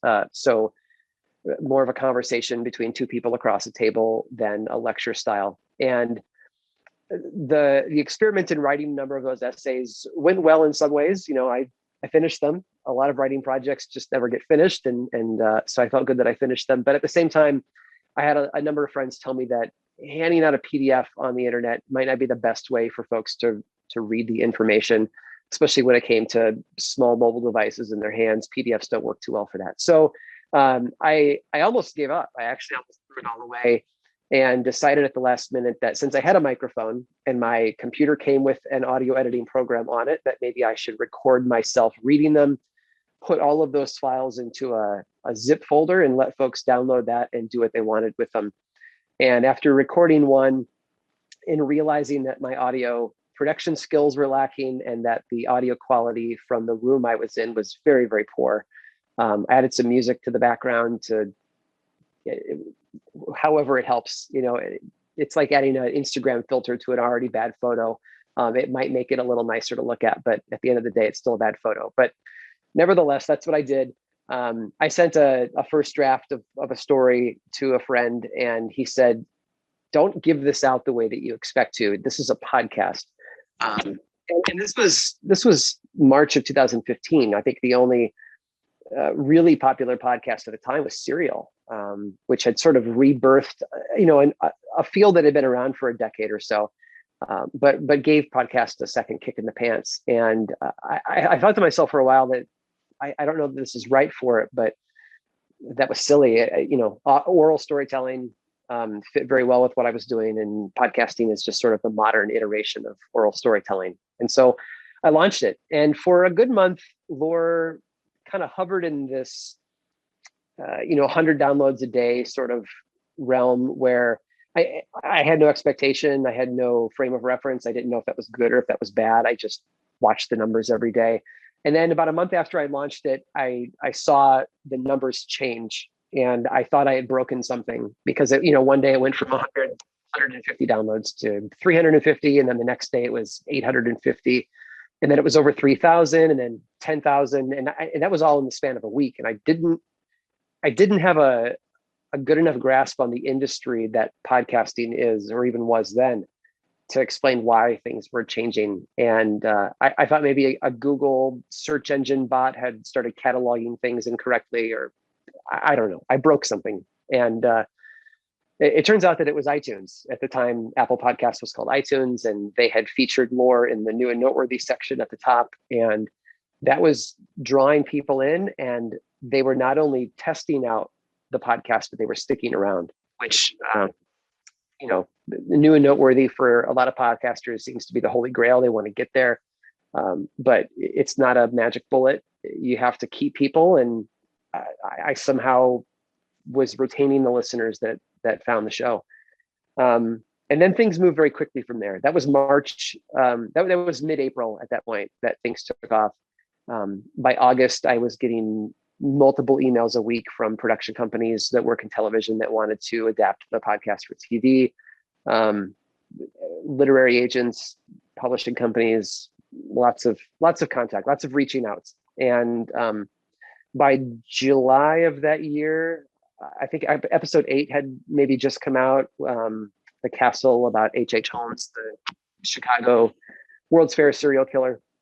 That was the first time I ran an ad in the show, and all of a sudden I was, based on the audience size, earning enough revenue to replace my day job with making a podcast, which, as you can imagine, changes your creative output when you can sit down at 7:30 or 8 in the morning and work until 5 or 5:30 on just your podcast content. It changes things, and it's been a fun ride since then. I've been able to go on a couple of national tours, do lore stories live from the stage, the book series, the television show.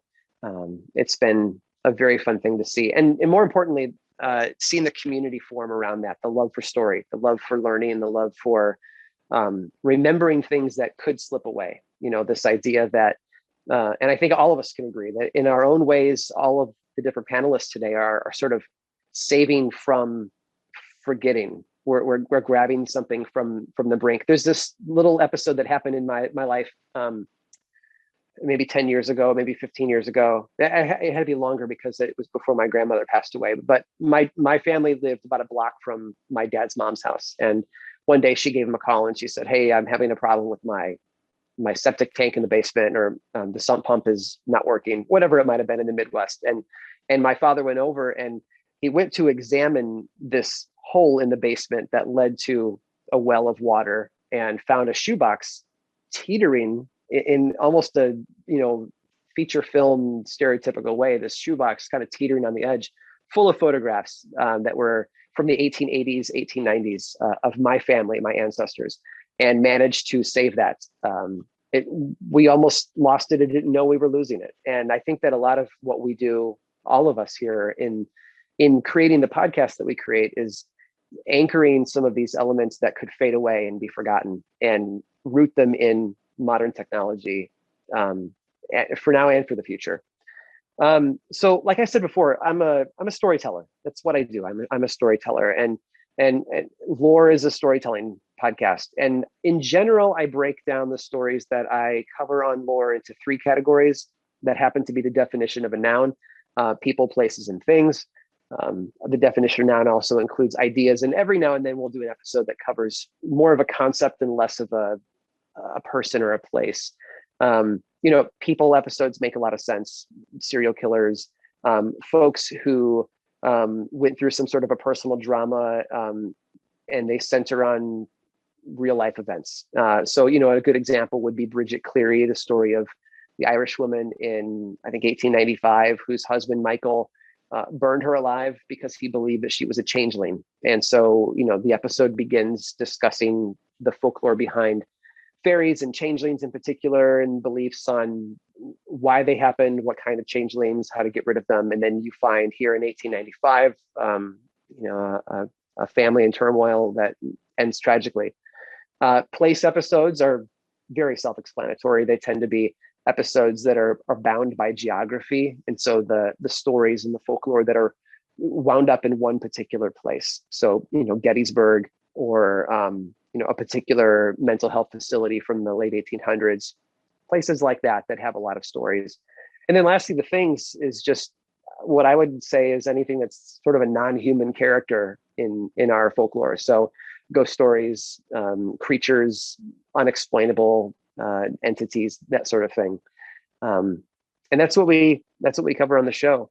My goal with all of this is to explore real life stories that sit at an intersection of historical documentary and also the unusual. So there's a lot in history that we don't talk about that I could talk about, but it also has to blend in on the Venn diagram into that world of the weird and unusual, mostly because I myself am weird and unusual. So, and we do this in a variety of ways.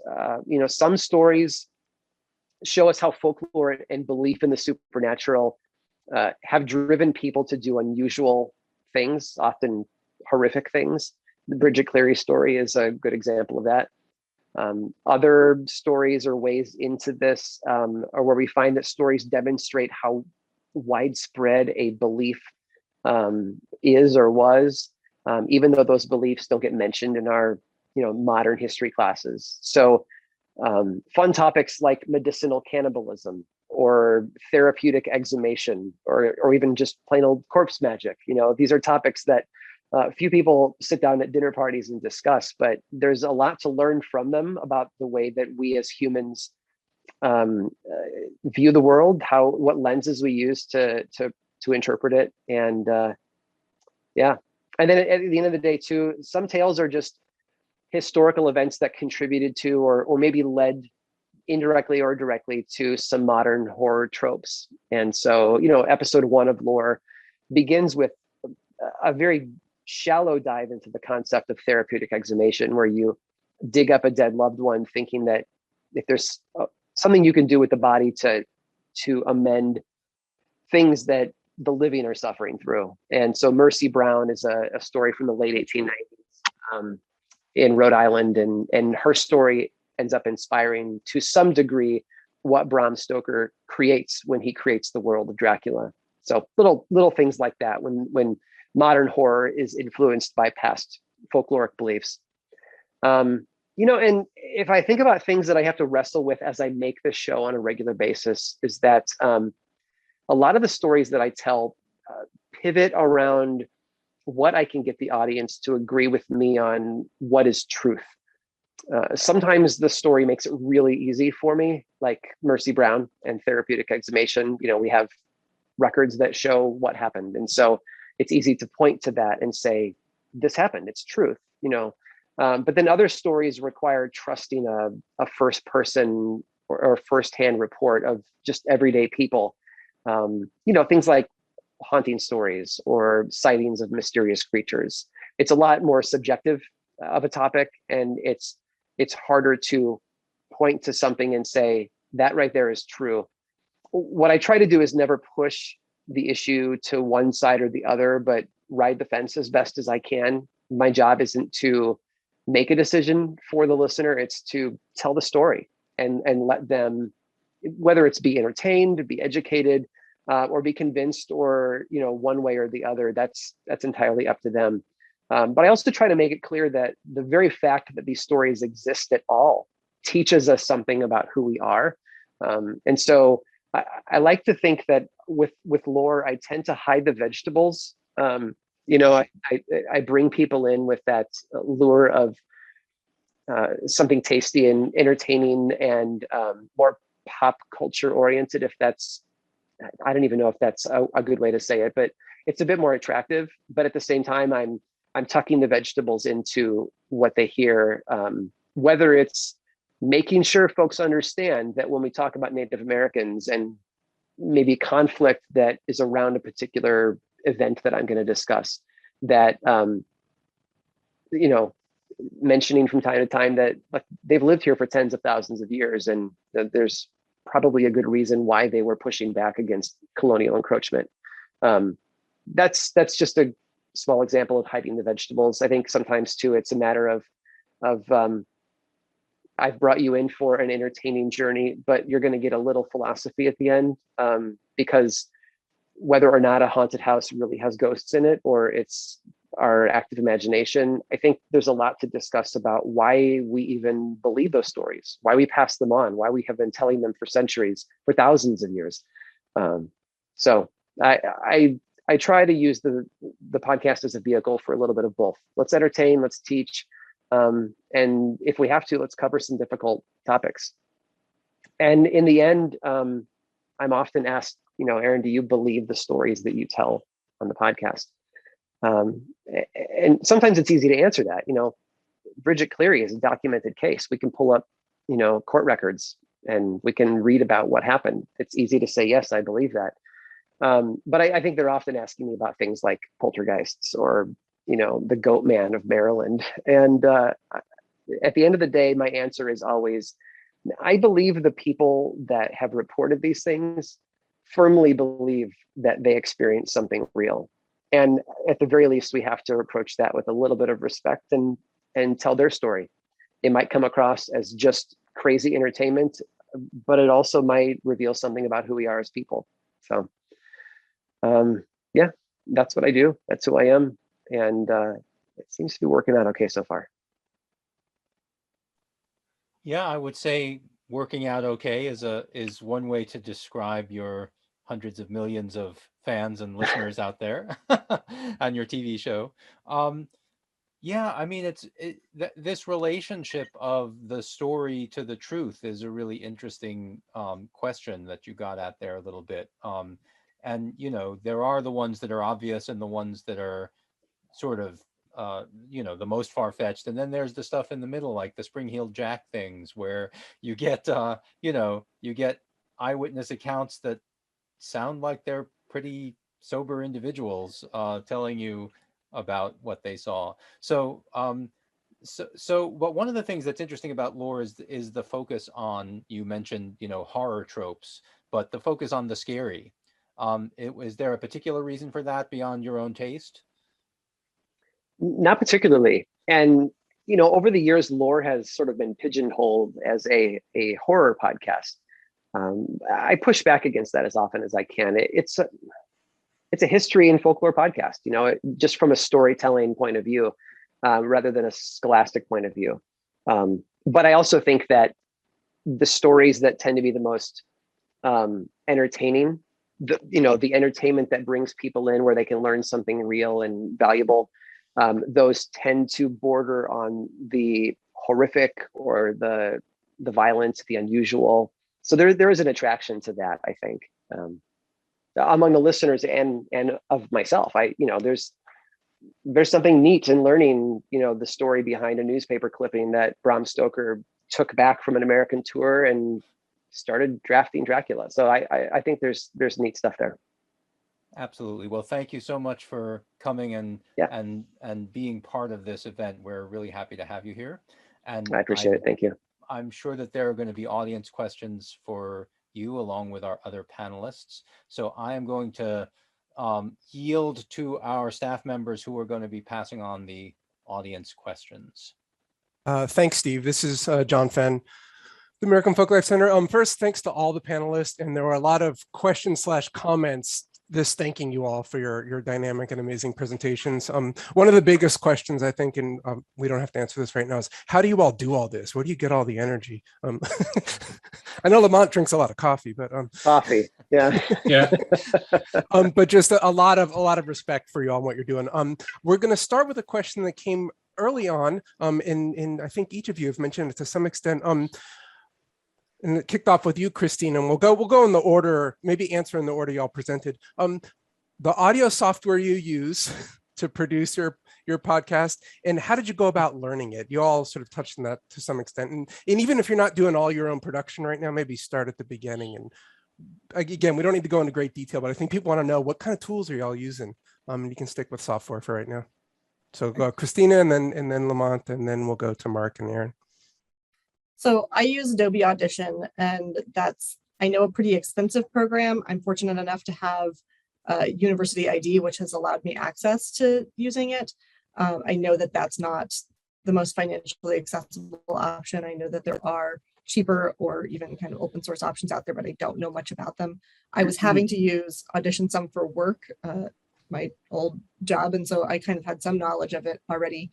And honestly, I learned it the way that I like to learn most software things, which was just diving in and playing around with things. And then when I get stuck and I run into a problem of, oh, wait, how do I fix this? Or, uh-oh, what did I do? Google and YouTube have been my best friends in terms of finding people who can explain, okay, and give demonstrations. This is how to do that. Lamont, what do you use? Right now, I currently, can you hear me? Yeah.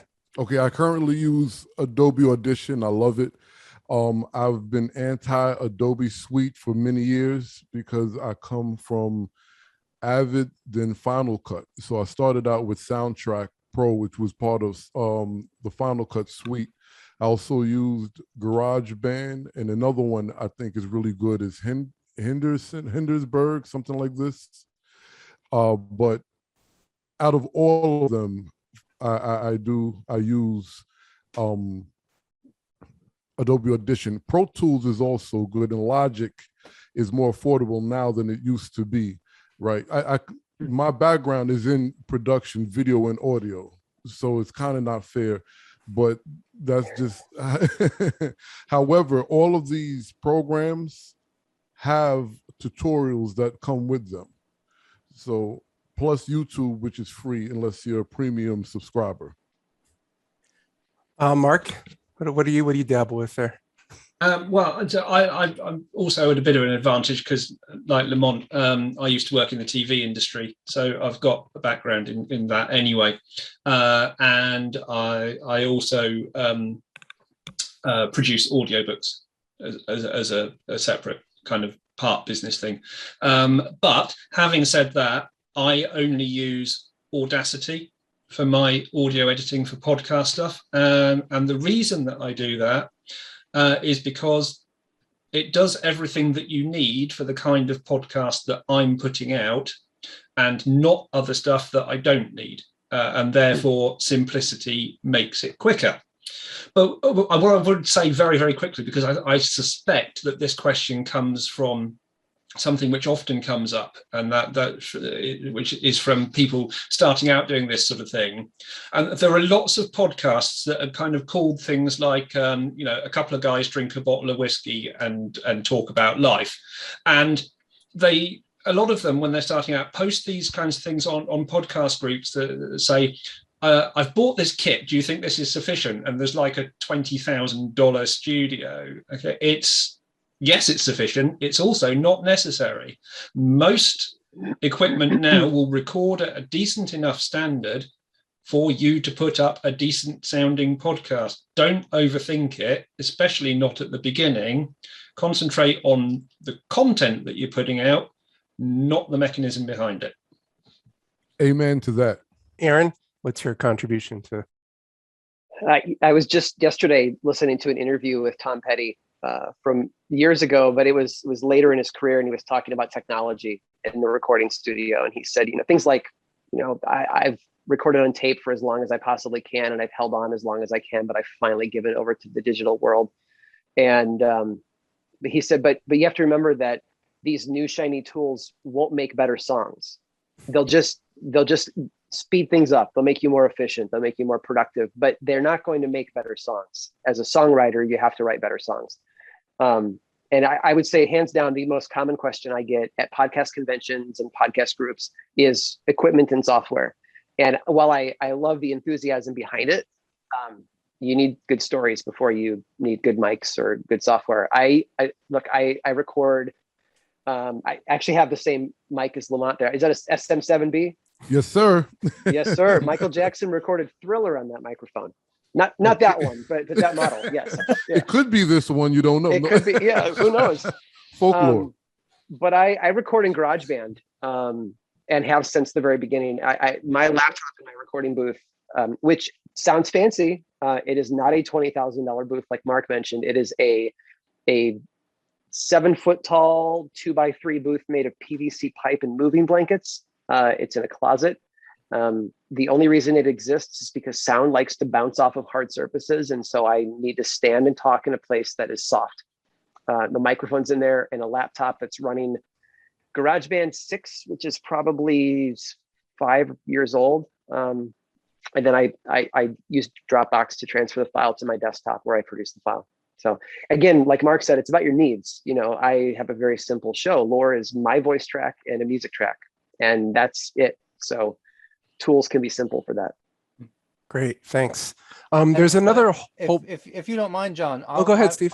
I'll chime in and mention one of our tools that we've used, because we also use Audition for editing, partly because it's what the federal government gives people in our job categories, right? So we have that constraint. But one of the things that happened when the pandemic hit was that we could no longer sit in the same studio, John and I, and record the podcast together and have our guest in there with us. So we're doing it from our homes, and we're using the Zencastr platform, which has, the one that you heard was recorded over the internet with John in his house and me in my house, and then we edited in the audio. So that's another option for folks who need to interview people online. We found it to be a good tool. Yeah, definitely. There's been a whole range of questions that we're going to try to group into one. Again, we'll go through the whole panel here, sort of about tips or things you've learned about outreach and generating audience, building audience. I mean, you all have varying experiences with this and have either talked about or hinted at things in your presentation, but I think it would be useful for the attendees to kind of go through once more and say, what is a big takeaway, after your first season or your, the 6 years you've been through, like what would you recommend to people to build audience or promote? And maybe we'll go in reverse order. So we'll go Aaron and then back down to Christina. Put you on the spot first. Well, I'm going to give you the cranky old man answer. And again, I attend a lot of podcast conventions and things like that. And it's a common question because who doesn't want a bigger audience, right? I mean, if you have a big enough audience, you can sell ads against it. You can earn a living doing what you do. So it's a common goal. My answer is pretty cynical. I think that this is how podcasts spread. It's all word of mouth. You can do ads on a website or whatever, but at the end of the day, it's a listener who hears your show, so delighted by the content that you've given them for free that they turn to a friend of theirs that they know has similar experience or similar interests and say, you've got to listen to this podcast. And now you've doubled your listeners from 1 person to 2. And it's all about evangelism in this point. So I tell folks that you've got to make your show worth sharing with other people. It's got to be so good that your listener can't help but turn to a friend and say, listen to this podcast. If they're not turning to their friends and saying, here is a show I love, try it out, there's a chance it's not worthy of sharing with a friend. And that's a really, again, I feel like a jerk giving you this answer, but we should always be striving to make our show as shareable as possible, as a water cooler show where people hear it and they say, dang it, I've got to tell other people about this. And that happens through good storytelling, good planning, consistent content. Great. Mark? Well, I would say, so my podcast is nowhere near at the level that Aaron's is, for example, in terms of numbers. It's had 1 million+ downloads over its life. That's still a good number for a podcast. But the important thing is, don't worry about numbers. Numbers are not important. Too many people get hung up, again, when they're talking about podcasting in groups, saying, I've only got X number of downloads, why is this? What am I doing wrong? You're not necessarily doing anything wrong. The average podcast has, and I don't mean average in it's not that good, I mean average in terms of the spread of the 800,000+ podcasts that are currently online, will have a low number of downloads. But when Aaron started, he had a low number of downloads. When I started, I had a low number of downloads because that's how you start. What's important then is how you build it up, and you build it up through engagement. Now, I've never paid for an advertisement for my podcast. I've never sponsored a social media post for it. It's the word of mouth that Aaron talks about, which is so important. And it's engagement. And you've got to, not be frightened of promoting yourself. Self-promotion is really important, but just do it in the right way and don't be arrogant about it. And that's fine. You've got to do it, but do it in a fun way. But also, it's engagement through whatever social media channels work for you. Now, for me, 95% of my engagement and probably 95% of people who book for events that I advertise via social media comes via Twitter. That's just my particular audience, how they like to react. Our Facebook group has got a good number of people in it, but they don't particularly engage with what's posted. They read what's there, and that's fine. My Twitter audience engages a lot, so I concentrate mostly on that, and that works for me. You'll find out as you try all the different things. Lamont put up the Instagram, Twitter, Pinterest, all the things that he uses. You'll know which ones work best. I'm on them. So don't be afraid to promote yourself, because nobody else is going to do it in the way that you're going to do it. But don't worry about how you compete with other people. Just worry about whether people who are listening enjoy it or not. If they're enjoying it, you're doing the right thing. Great. Lamont, what do you have to add? First, to both, ditto. I have to say, for me, recently, I've begun to think about this, right? Because my entire makeup was to get the word out. And when I say get the word out, let me backtrack. What are you doing this for, right? This is what I'm trying to say. What are you doing this for? So I have a reason, I have a voice and a message.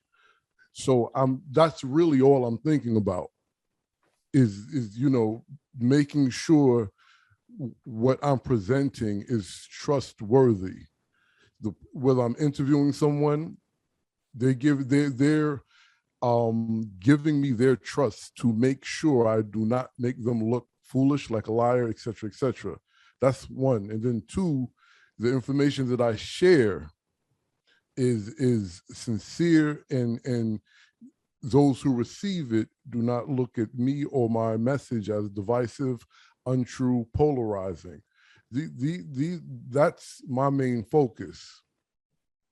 And if that's your main focus, you're in it for the long haul. So that should be number one. As for, I would say, engagement is a good word. I like to use interactive, right? Because the one thing, and it was said a few times, the internet is a moving entity. It is a reciprocal entity. It's no longer passive engagement. So you would want to make sure whatever you're doing can culminate with a response. And the more responses you get, the more people that engage with your content, we get into analytics, and then the ball starts rolling. So I'm not near our other two guests, but I have a nice, what I like to call cult following, right? And for me, that's more important, because what happens is, if you have a solid 10,000 people that subscribe to your message, 1 week you may get 1 million. The following week, those 10,000 people are still listening to you. That's what you need to focus on, because there's always going to be fly-by-nights. So get your core cult audience and make sure you serve them to the best of your ability. Great, thanks a lot. Christina, you want to wrap this question up? Sure. And I think probably everybody's already said everything I have to contribute. I would second the focusing on your content more than your downloads is a solid strategy. I felt really good when I was on in a Twitter group with some other podcasters, and someone said, which I think is good advice. And I obviously it's great to be able to be to be able to support yourself as a podcaster. I didn't go in expecting that to happen. I knew, that even if that did happen, that would be something that would take a while to happen. And that's not where I am. I support myself as a folklorist, which is equally a gamble. But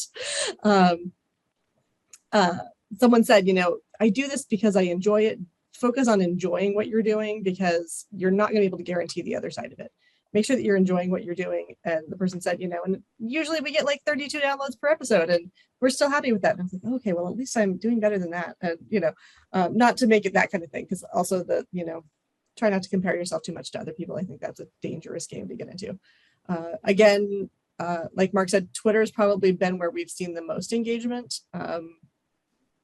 Actually, I would say probably 75% of the engagement we get on Twitter is with other podcasters.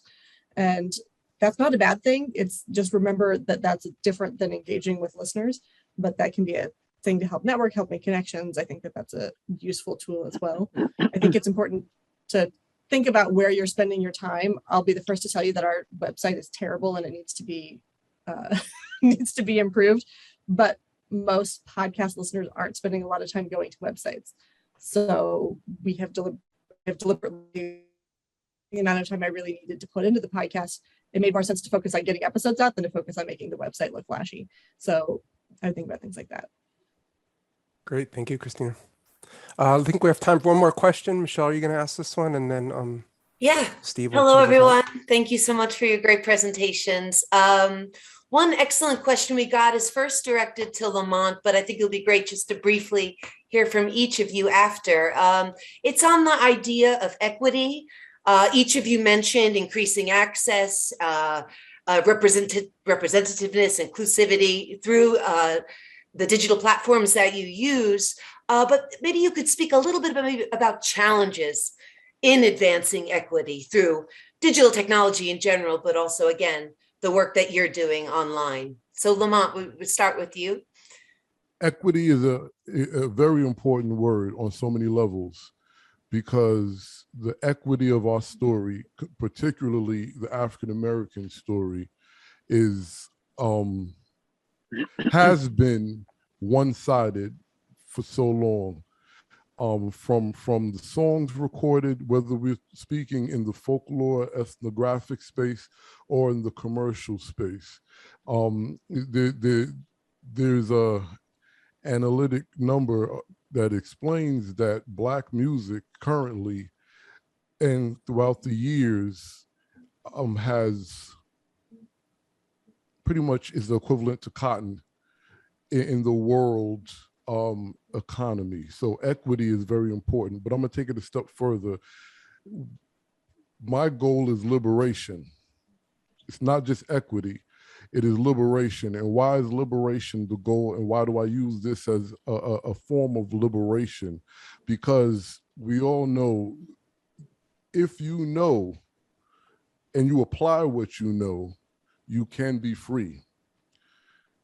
The internet allows us, this digital space allows us, particularly me in this case, to help liberate the minds of my people that have suffered from a lack of equity. So by taking our narrative back, by owning the narrative, by understanding it, and then, what's a good word? And then being active in sharing it yourself, you become liberated. That's my thought on equity in this space. Does that make sense? Absolutely. Anyone else like to share? I think one thing I could throw, I think this was a question from Daisy. They've put some great, I think I remembered your pronouns correctly from your Twitter. They've put some great questions in, and this one is really important in a way, isn't it, on many levels, because the kind of material that Lamont is dealing with, that is really a key thing. But folklore generally, and we're all in the field of podcasting about folklore, is representative of everybody's cultures and is equally valid to everybody depending on their religion or lack of religion, their ethnic background, their gender bias, and so many other things. And that's all important in terms of making sure that it's represented for the kind of work that I'm doing across the board. So I will always try and source guests that take all of those aspects in. But Daisy also talks about the disparity in access to tech, for example, and things like that. And that's another reason why this whole ethos of keeping it simple is really good, because in terms of content creation, I have a podcast friend who still, for reasons of technology and small children not mixing terribly well, still records using a mobile phone, which will only record in 2-minute chunks. And then stitches it together using an aging laptop, and still produces a damn fine show because her content is really good. So there's the access to tech is not too much of a barrier these days. And also in terms of access to the content for listeners, we are still fortunate that we have a lot of public libraries in most places which have tech which you can use freely in order to listen to these things. So again, as long as we have these institutions behind us that we're working with and alongside, as well as delivering this material through, then hopefully that disparity in access is taken care of on every level. obviously in talking about crime, and especially we mostly, we do talk about some international cases, but we tend to be mostly focused on the US. You can't talk about crime without talking about issues of race and class and gender. And I think that the most important thing that I try to do is be open about that. Also, to be blunt, legends as a genre tend to often be racist, sexist, homophobic. They're not the most progressively minded genre. And I think it's important for us to be open about that and to discuss that openly, because that is, usually in there as subtext, not open. And so I think bringing that into the light, looking at, I do try to think about issues of representation when I'm talking about specific cases, in terms of, again, the media tends to focus primarily on white female victims, and that is the actually smallest percentage of the victims of violent crime in the United States. So trying to both incorporate a greater diversity and representation of cases that we talk about, but also talking about those factors and calling that out and saying, we only know about this person because their family had the access to the media to get the word out. And, so trying to be open about that. Well, I'll just speak up with one last note here that there's something powerful in the fact that podcasts are for listeners. And I think that the act of listening is where a lot of that progress can be made, where we have a chance as people who make content and put stories in front of others to tell stories that are lesser told, that are, maybe they don't fit the typical demographic of the type of stories that are being told, but giving voice to the voiceless and speaking for the others and letting people know that things happened in the past that are significant, they're important, they matter, but not a lot of people have talked about them. I mean, just look at the confusion and surprise that we experienced this summer, and a lot of people in the country learned time what Juneteenth was, to bring this full circle for you, Stephen. The fact that something that powerful, significant, and important could happen in the past, over a century ago, and be forgotten or not known about by the vast majority of Americans is alarming.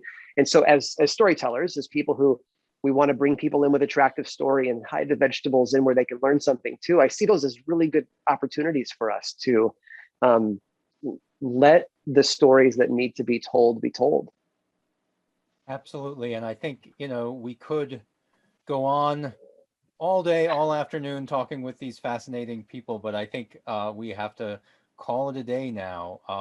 So on behalf of the American Folklife Center and the Library of Congress and our staff members, John Fenn, Michelle Stefano, Theodosia Austin, Elizabeth Schreiber Byers, and Chinetta Porter, and myself, Steve Winnick, I would like to thank all of you who have been here engaging with us, but especially our wonderful panelists, Christina Downes, Lamont Jack Purley, Mark Norman, and Aaron Manke.